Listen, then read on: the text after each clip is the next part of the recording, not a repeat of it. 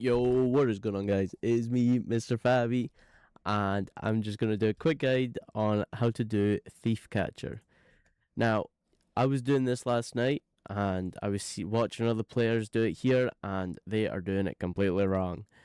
So, we are obviously in a new kingdom, season 1, KVK1.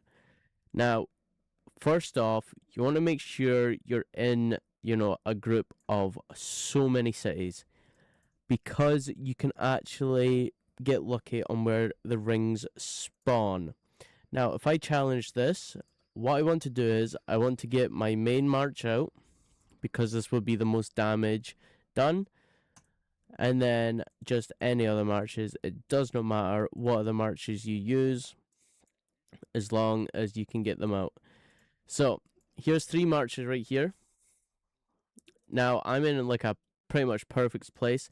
Now, another thing you want to do is you want to get yourself out a fast march.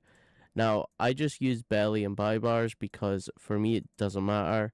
Just fill tier 1 calves because this won't die or take damage.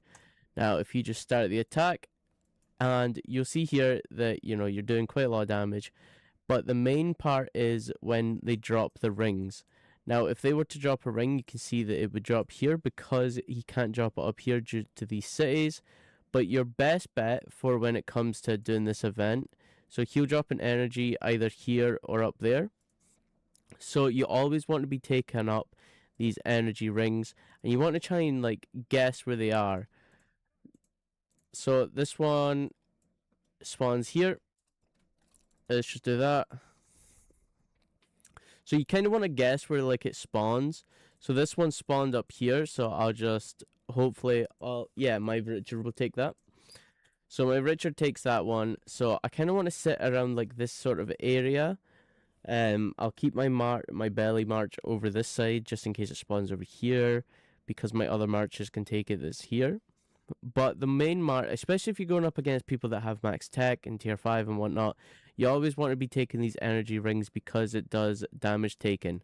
Now, since he's going this way, his rings will be spawning up this way, and it could also spawn up here as well. But it won't spawn down this way anymore. As you can see, it won't spawn down this way anymore. You can even see by this double ring right here. And this will be taking so much more damage than originally.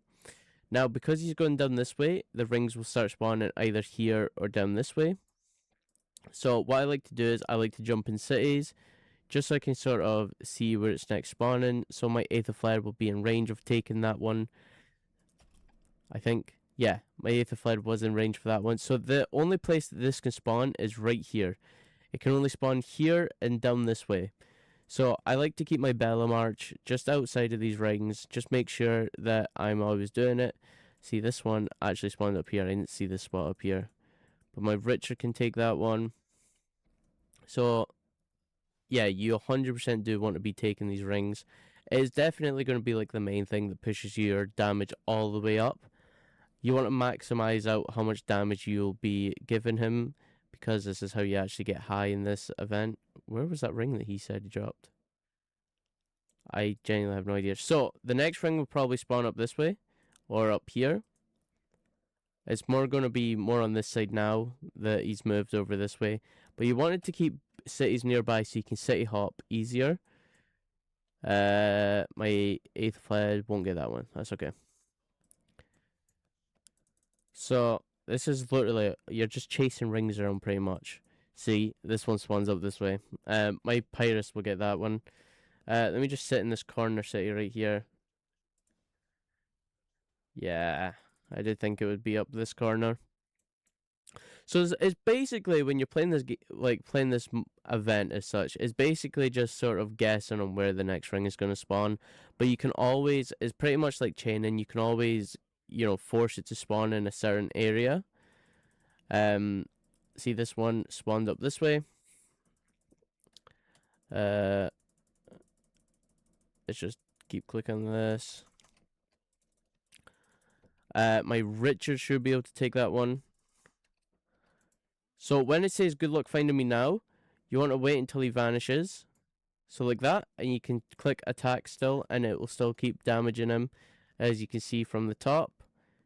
So this is where it gets a bit iffy. I'm trying to guess where the rings will be. Um, but I'll try and get my Richard over onto this side quick enough. I didn't get it. So it will spawn down, well, most likely on these two sides right here. So I want to keep my belly march down this way, just so I'll be able to get to the rings quicker. You can see that my Richard got that. So my score right now is 1.4, and this was just sort of like a test run. So the energy ring, my Pyrus should get that one. So you can see just by getting, all these rings and whatnot, my damage has actually gone up by almost 100k. So 100% go for those, go for the rings. 100% go for the rings. But yeah, that's just a quick guide on how to play the Thief Catcher, and I hope you guys enjoyed this guide. And if you want any more other guides, then just comment down below and I will get that sorted. So, without further ado, I hope you enjoy.